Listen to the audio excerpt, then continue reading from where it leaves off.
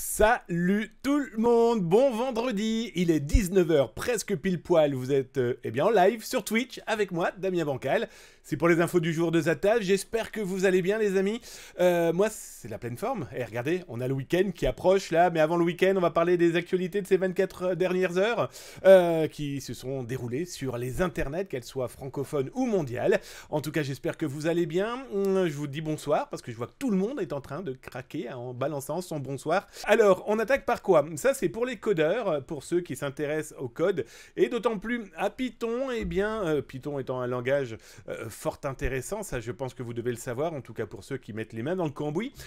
Et il vient d'être annoncé, quoi donc? Une vulnérabilité qui a plus de 15 ans, qui est toujours là, potentiellement exploitable, et donc du coup, selon des chercheurs qui ont mis ça en avant, c'est la société Trellix, ils expliquent que ça peut potentiellement encore impacter plus de 350 000 projets open source. C'est pas négligeable, soyons très clairs. Alors, des failles, il y en aura toujours et il y en a tout le temps. Des failles qui mettent très longtemps à être corrigées, quand elles le sont, tant mieux. Et il y a quelques-unes, comme on en connaît une sur Microsoft, sur Windows, qui n'est toujours pas corrigée depuis pas mal d'années. Et bien là, c'est exactement pareil, sauf que l'originalité, entre guillemets, c'est que tout ça touche le monde de l'open source, et donc du coup, il est quand même... les chercheurs et les professionnels du sujet continuent à mettre en avant le fait que personne n'est à l'abri, et surtout dans ce monde où c'est avant tout des passionnés, des gens qui mettent les mains dans le cambouis sans demander rétribution, il faut aussi pouvoir aider à corriger des failles, des problématiques technologiques qui pourraient impacter pas mal de monde. Alors, je vous mets l'article dans le chat pour ceux qui sont sur Twitch. Je vous rappelle que sur YouTube, vous retrouvez la rediff, bien sûr, et en bas, là, en dessous, après la cloche, je m'abonne et j'aime bien, potentiellement, vous retrouverez les liens des articles que je peux citer, traiter ici. Comme ça vous donne aussi un avantage de pouvoir lire les autres liens, la continuité de cette information. On vient d'apprendre encore une fois que la Belgique a été la cible de cyberattaques, dont on ne comprend pas trop véritablement qui est derrière. Alors, depuis 2001, et d'autant plus que c'était la première fois qu'un gouvernement véritablement, d'autant plus la Belgique, montrait du doigt la Chine, en disant, on a été attaqué en 2001 par, en tout cas, des pirates qui sont présumés être derrière la muraille de Chine. Alors, c'était des attaques qui étaient particulièrement intéressantes et étonnantes. D'abord, pourquoi? Parce que ça a impacté, par exemple, plusieurs ministères, ça a attaqué aussi le ministère de la Défense, au point qu'il n'avait plus la possibilité d'envoyer et de recevoir des courriels, c'est plutôt gênant. Et il y a eu aussi des attaques, comme une attaque de DDoS.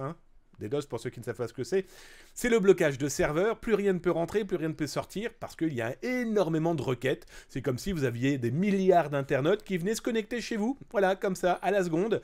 Bien sûr, plus rien ne fonctionne. Alors, ce qui est très intéressant, c'est qu'à ces époques-là, 2021, mai 2021 et juillet 2021, des ressortissants chinois venaient parler un petit peu de la politique discriminatoire chinoise, et à première vue, il y aurait eu des pressions, il y aurait eu même des menaces, et donc c'est intéressant de voir des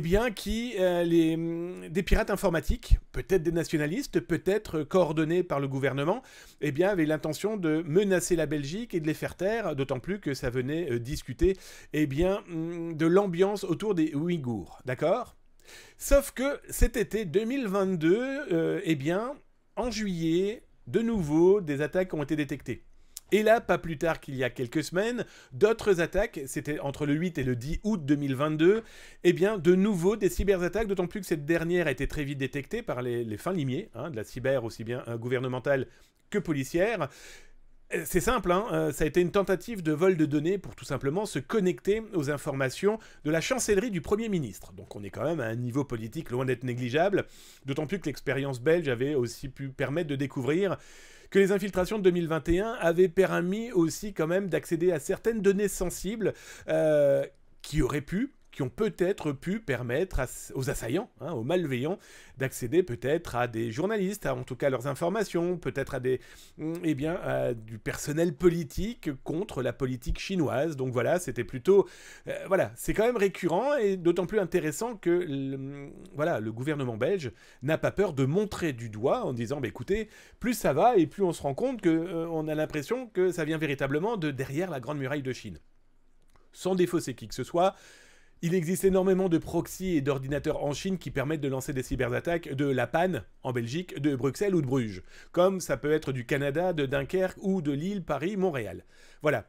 Mais toujours est-il qu'on ne va pas se voiler la face, on connaît les appointances chinoises, mais aussi d'autres pays dont la politique est quand même un petit peu dictatoriale, hein, soyons très clairs, et qui n'apprécient pas véritablement qu'on dise du mal, donc ils utilisent des process et des procédés qui pourraient être un petit peu guerriers. Mais il suffit aussi d'avoir accès à des nationalistes, hein. Il suffit juste de lancer 2-3 informations pour que ces nationalistes, et on l'a vu avec la guerre en Ukraine par la Russie, pour exacerber en tout cas ces populations de pirates qui sont loin d'être négligeables.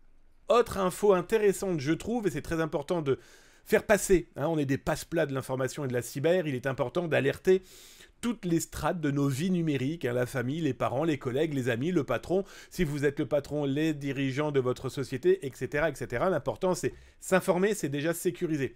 Et s'informer et savoir, c'est protéger les autres. C'est peut-être même les sauver de différentes cyberattaques possibles et imaginables. Et je voulais revenir sur celle-ci qui a visé fortement Decathlon, non pas l'entreprise directement, mais les produits qu'il pourrait potentiellement vous offrir. Sauf que sur les réseaux sociaux, depuis 15 jours, des malveillants clairement vous proposent soit de remporter du matériel sportif, soit des vélos. Et le vélo, ça marche plutôt bien, d'autant plus qu'on est dans une période où on parle beaucoup d'environnement, on parle beaucoup d'énergie, on parle beaucoup de consommation d'énergie, et donc du coup les malveillants ont trouvé ce moyen sur différents réseaux sociaux, dont Facebook, de vous faire croire, ou de faire croire en tout cas aux intervenants qui lisent, et il y en a énormément, que Decathlon offre des vélos, plus de 600 vélos dernièrement. Alors c'est des vélos qui roulent très très bien, ils sont quasiment neufs, sauf comme c'était des vélos d'exposition, ils ont une petite égratignure, donc ils ne peuvent plus être vendus. Ça, c'est l'argumentaire des pirates, des escrocs. Et donc, l'idée, c'est que les gens s'abonnent, que les gens s'inscrivent, et on a découvert de fil en aiguille que la collecte d'informations était loin d'être négligeable, d'autant plus qu'au même moment étaient envoyés par mail des courriels se faisant aussi passer pour la marque sportive, en tout cas le fabricant de produits sportifs français. La collecte d'informations est phénoménale. Des noms, des prénoms, des mails, des numéros de téléphone, dans certains aboutissants de ces fraudes, c'est intercepter les données bancaires, et du coup on s'est rendu compte aussi qu'il ensuite en parallèle diffusait des informations pour intercepter des données via des fraudes au CPF, hein, le fameux compte professionnel de formation. Donc voilà, alertez, prévenez, voilà à quoi ça ressemble, et moi ce qui m'inquiète le plus, c'est le nombre de gens qui ont joué. Ici dans la capture écran, vous pouvez le voir, donc ça ce sont les captures d'écran d'origine. On a quand même 376 000 personnes qui ont commenté. Qui commentaient quoi? Les escrocs leur demandaient tout simplement à ces gens quelle est la couleur du vélo que vous souhaitez. Alors là, on n'était plus dans le trip, on a 600 vélos noir, jaune, blanc. Non, là, les gens n'ont même pas réfléchi en se disant mais pourquoi on me demande une couleur alors que des vélos, il ne doit pas y avoir 156 000 couleurs possibles et imaginables. Et donc les gens ont commenté, plus de 376 000 personnes ont commenté leur couleur. Bien sûr, là, il y a une approche loin d'être négligeable, c'est que les malveillants disaient « Merci pour la couleur, mais n'oubliez pas de mettre un j'aime, de vous abonner à notre page et de repartager. » Du coup, les gens devenaient des colporteurs de cette malveillance, de cette escroquerie. Alors, je tiens à remercier Decathlon parce que je les ai contactés et très rapidement, ils m'ont répondu. Donc, ils ont effectivement, malheureusement, confirmé que c'était une escroquerie. Il fallait pas être grand clair, mais au moins, j'ai eu la confirmation de leur bouche. Mais surtout, alertez, prévenez. Ça impacte tout le monde, tous les gens derrière leur téléphone se disent « Oh, un cadeau ! Oh, je clique, oh, je partage !»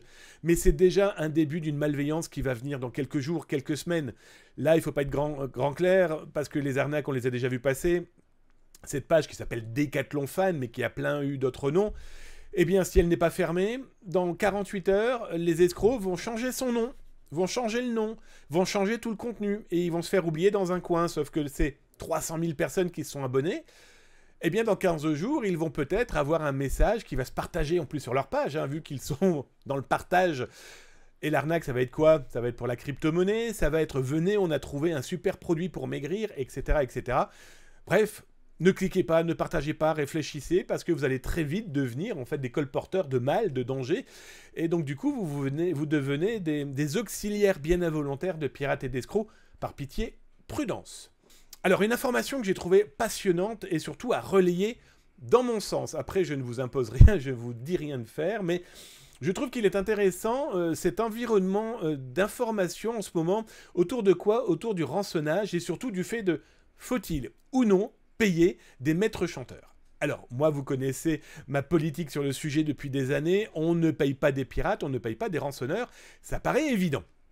Sauf que on a entendu de ci, de là, et on a vu aussi des politiques se dire qu'il va être possible potentiellement aux assurances de rembourser les entreprises de leur paiement de rançon, parce que ces dernières auront déposé plainte, etc., etc. Pour le moment, ce n'est qu'un article de loi, ce n'est qu'un élément dédié, un article qui va peut-être être voté, mais ça paraît tellement impensable de se dire que ça va rentrer dans une loi claire et nette. Sauf que plein de gens, depuis des années, disent que c'est pas possible. Alors moi, j'en ai parlé, la gendarmerie nationale en France, mais aussi au Canada, l'a dit qu'il ne faut pas payer, la police le dit, l'ANSSI, l'Agence nationale de sécurité des systèmes d'information, la maîtresse et la gardienne de notre cybersécurité en France, mais aussi en Europe, parce qu'elle est porteuse de bons messages, et donc du coup tout le monde le reprend et essaye de suivre la bonne marche, le dit.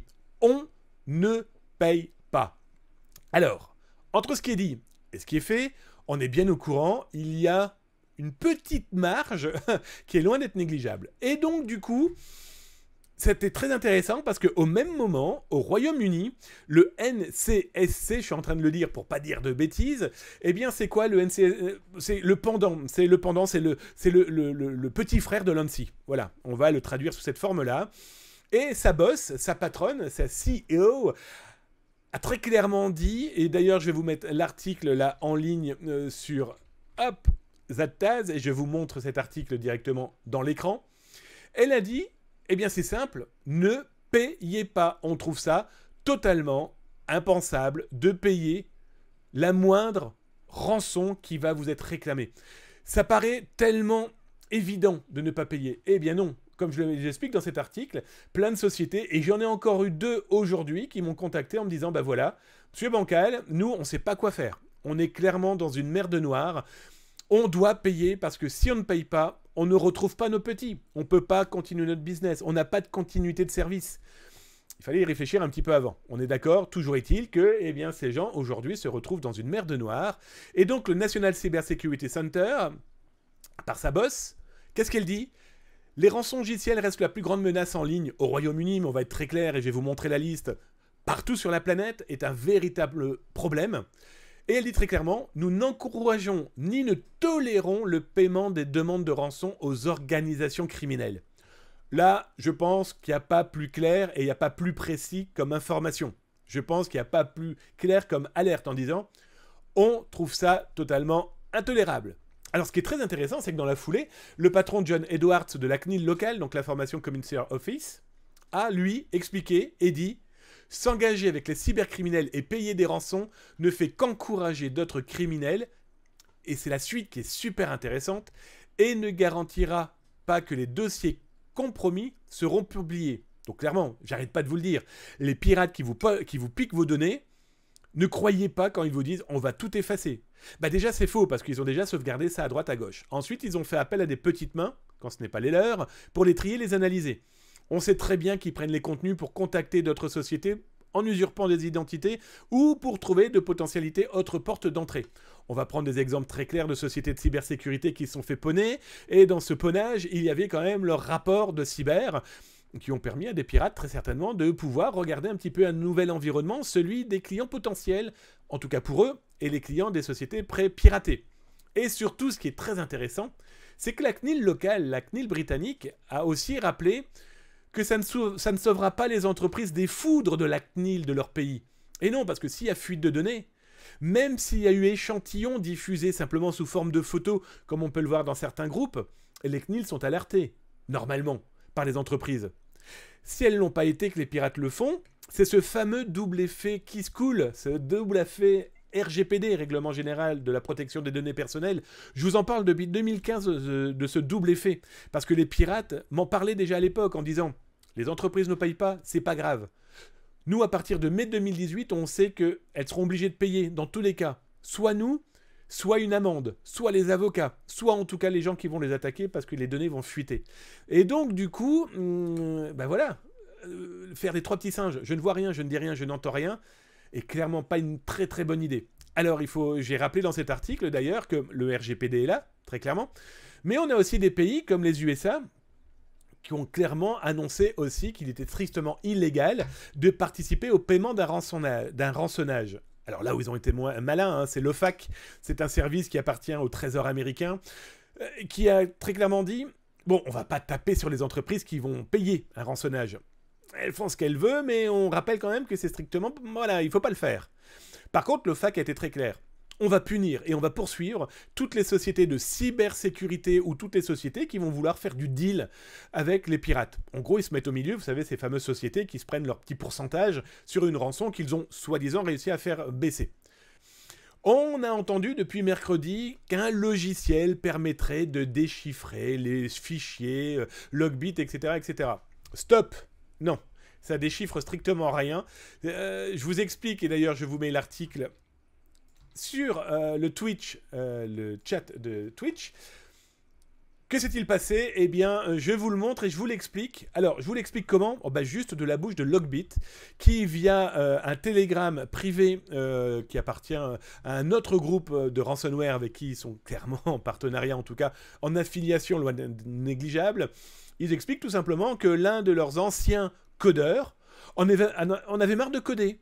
Et comme il en avait marre de coder, il ne produisait plus ce que demandait Logbit. Je vous rappelle que Logbit paye aussi des salaires à ce genre de population. Et donc, comme Logbit ne recevait plus sa demande, qu'a-t-il fait? Il a arrêté de payer son codeur. Il en a beaucoup d'autres. Je vous rappelle l'interview qui a été diffusée sur Zataz, où Logbit annonce avoir plus d'une centaine de petites mains à son service. Et donc, du coup, Logbit explique très clairement sur ce chat privatif, sur Telegram, il voulait plus bosser, je l'ai plus payé. Il a plus eu de sous, il s'est plaint. Il est parti et il a diffusé l'outil qui codait pour nous. Alors ce qui est terrible, c'est que Logbit dit que d'abord, ça n'impacte pas du tout son business, que dans tous les cas, le casier, donc l'outil ransomware que le mec lui avait codé, continuait à fonctionner parce que Logbit continuait à recevoir des clients. Bref, je vais vous traduire ça par victime. Il faut arrêter de se voiler la face. Son vocabulaire dégueulasse est clairement à corriger. Et il dit, voilà, c'est une vengeance insidieuse. Il voulait plus travailler. Logbit explique qu'il lui a proposé de l'argent, mais par un intermédiaire. Vous savez, les fameux escrocs. E-S-C-R-O-W. L'escroc dans le black market, c'est celui qui prend l'argent. C'est le banquier. Vous lui donnez de l'argent et vous souhaitez acheter, je ne sais pas, moi, une base de données, de la drogue, des armes, des faux papiers, enfin bref, toutes ces merdes qu'on peut trouver dans le black market. Vous le donnez pas directement au pirate, non. Vous le donnez à un escroc, au banquier. Comme ça, si le pirate ne vous fournit pas ce que vous lui avez acheté, il n'a pas l'argent, ce pirate. Et vous, donc bien sûr, vous pouvez récupérer vos pièces. Et donc Logbit, qu'a-t-il dit? Eh bien, il a donné la somme d'argent à cet escroc. Comme ça, son codeur, une fois qu'il a rempli sa mission de ce logiciel qui a été réclamé, il touchait son argent. Il n'a pas voulu le codeur. Il a dit, moi je veux pas, je fonctionne pas avec un escroc, il est hors de question. Donc du coup, il s'est vengé et il a diffusé sa partie. Alors, le plus terrible, là, donc je vous montre, ça c'est ce qu'a diffusé cet ancien codeur, donc le 21 septembre sur Telegram, en disant, voilà, ça permet de manager plus ou moins des éléments. Donc très clairement, il n'y a pas eu de piratage, Dixie Logbit. Ce qui est très intéressant aussi, c'est tous ceux qui se sont sautés sur l'occasion, sur le sujet, et qui en ont fait de la com. Moi, j'ai pas voulu en parler tout de suite pour avoir les tenants et aboutissants. Vous voyez, parce que j'ai vu pas mal de communiqués de presse qui me sont arrivés là où je bosse, en disant, voilà, un logiciel vient de sortir, nous travaillons dessus, si vous souhaitez en savoir plus, contactez-nous. Ok, et donc voilà, c'était intéressant surtout de regarder un petit peu ce qu'allait raconter Logbit pour s'en défendre. Le plus embêtant, c'est que Logbit dit très clairement que lui, il s'en fout comme de l'an 40, que son programme d'affiliation n'est pas un ransomware, que c'est juste un logiciel, et que voilà, et que lui, il veut une réputation impeccable. Le mec va loin dans ses commentaires. Et donc du coup, ce que j'ai fait, c'est que vous savez, avec le service veille, on travaille énormément sur tout ce qui est veille. Et bien sûr, les ransomware, qu'on le veuille ou non, on a une veille aussi sur les ransomware, des choses qui sont publiques et des choses qui ne sont pas publiques. Voilà. Et donc, je vous ai fait une petite liste, et elle est complètement folle. Je ne m'attendais pas à ça. J'ai quelqu'un de l'équipe qui m'a fait la liste de ce qui a été piraté et diffusé juste depuis le 1er septembre 2022. C'est complètement dingue. C'est plus de 250 entreprises. Et là, vous avez la liste intégrale de toutes les entreprises qui se sont fait pirater, infiltrer, exfiltrer des données et rançonner. la liste, elle est aussi grande que moi. Et je suis petit pourtant. Hein. Vous voyez, c'est complètement dingue. Donc voilà, eh ben, leur business continue. Espérons qu'il va s'arrêter bientôt. Il n'y a aucun doute que nos autorités, qu'elles soient américaines, canadiennes, belges ou françaises, je sais que la gendarmerie nationale a un pôle, un service dédié 100% ransomware. Voilà, ça travaille. Mais en face, on a malheureusement des gens qui sont... qui ont de l'argent en plus. Il est là le problème, c'est le nerf de la guerre pour se cacher, pour etc. etc. Et à première vue, ils n'ont pas peur de fuite, pas comme Conti et compagnie. Alors, petite information, ça c'est pour les entreprises. Prudence. Une nouvelle vague de courriels envoyés par une société chinoise qui vous explique « Oh là là, des gens ont tenté d'enregistrer votre nom de domaine en .cn ». Donc vous l'aurez compris, en .china. Et là, donc moi, c'est un mail que j'ai reçu, mais j'ai dû recevoir une quarantaine de mêmes alertes d'entreprises pour qui je travaille ou de gens qui me connaissent et avec qui je partage de l'information et qui ont besoin d'être assurés, etc., etc. Bénévolement, hein, voilà, on est aussi des cybercitoyens. En gros, c'est simple, hein, cette société vous fait croire que des gens tentent d'enregistrer vos noms de domaine et ils vous demandent de les contacter. Ah bah oui, hein, la main sur le grand cœur. Et puis là, ils vous disent, eh bien écoutez, pour vous, on a réussi à récupérer ces noms de domaine. Alors si vous les voulez, eh bien, on vous les vend. Donc, ce que vous faites, c'est que le mail, vous le mettez à la poubelle et que le .china, vous vous en moquez comme de l'an 40 parce que je suis pas sûr que vous fassiez pas mal de choses en Chine. Voilà, c'était une petite information intéressante parce que l'arnaque et les escroqueries, ils sont capables de tout et donc le rachat, la récupération de noms de domaine, on en a parlé dans d'autres émissions. Prudence, le nom de domaine est un élément stratégique à ne pas oublier, à ne pas mettre de côté.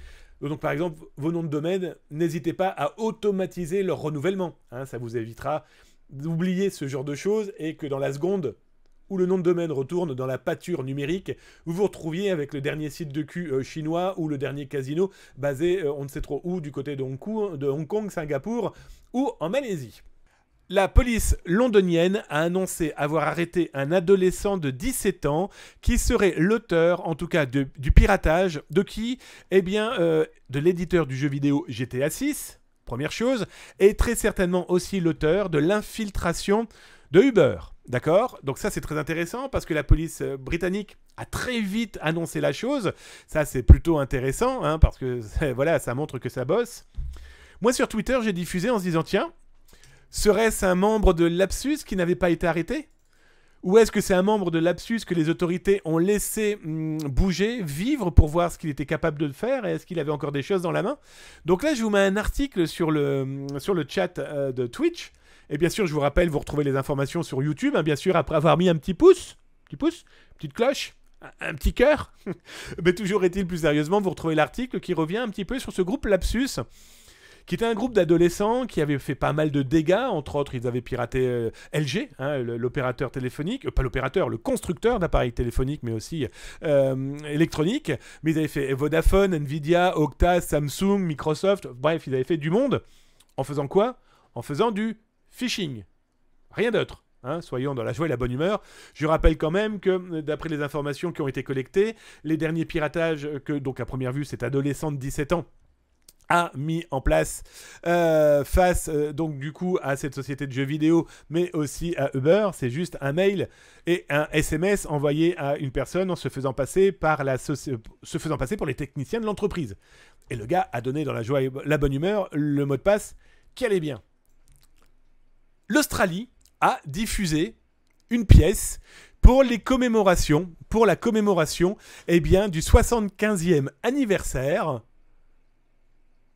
de l'Australian Signal Directorate. Qu'est-ce que c'est que ça? Bref, ils ont diffusé une pièce complètement folle. Je m'explique. Là, vous voyez, il y a des informations qui paraissent complètement dingues. Et le chiffre du jour, c'est quoi? C'est qu'un gamin de 14 ans, à première vue féru d'informatique, a trouvé les 4 clés cachées dans cette pièce. Alors là, ce que je vous montre, eh bien, c'est la pièce en gros plan. D'abord, je vais vous donner la solution. Hein. D'abord, il y avait du braille caché dans la pièce, qui permettait de remonter à d'autres informations, à la clé qui allait permettre de déchiffrer un message. Voilà la pièce complète. Avec la reine qui vient de décéder. C'est ballot. Comme vous pouvez voir aussi, il y avait donc ce qui semble être du code. D'accord ? ce qui semble être du texte. Et là, ce que vous pouvez voir, hein, le gris, le plus foncé, fait partie de ce qu'il y avait à déchiffrer. Alors, je vous montre la suite. Pouf. Les fameux codes, ici, vous l'aurez compris, on a un petit peu de binaire dans la joie et la bonne humeur.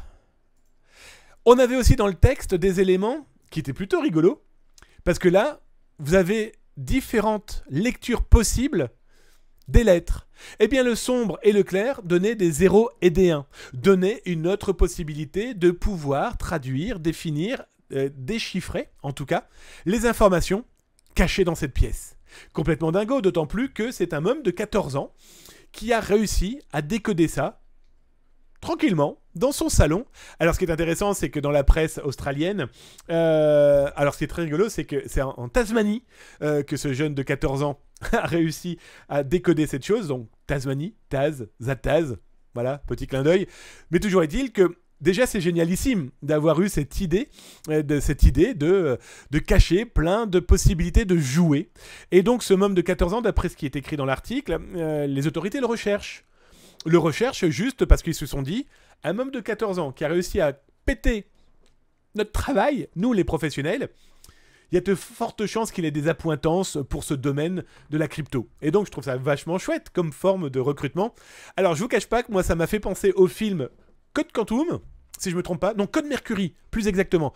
Code Mercury avec Bruce Willis, vous savez, avec ce petit gamin Asperger qui était capable de déchiffrer un code caché dans un mot croisé dans un magazine et qu'il met en panique totale les services de renseignement américains et donc etc. etc. Après c'est imagé, mais c'est rigolo. De la science-fiction, on passe à totalement un réalisme complètement fou. Donc voilà, je trouvais que c'était le chiffre de la journée, le chiffre du jour, qui était plutôt sympathique. Vous retrouvez les rediffs, je vous le rappelle, là sur Twitch, là, dans quelques minutes, et vous retrouverez la rediff aussi sur YouTube. En plus, je vous les découpe, hein, parce que vous n'avez peut-être pas envie de vous taper l'heure d'émission. Donc du coup, je vous le découpe par actualité. Donc du coup, ça vous permet bien d'avoir le sujet qui vous intéresse. Je vous fais des gros bisous, parce que c'est important de se faire des gros bisous et des câlins, parce que sans câlins, on ne serait rien. Et après avoir dit des bêtises, je vous dis, sortez couverts, à lundi.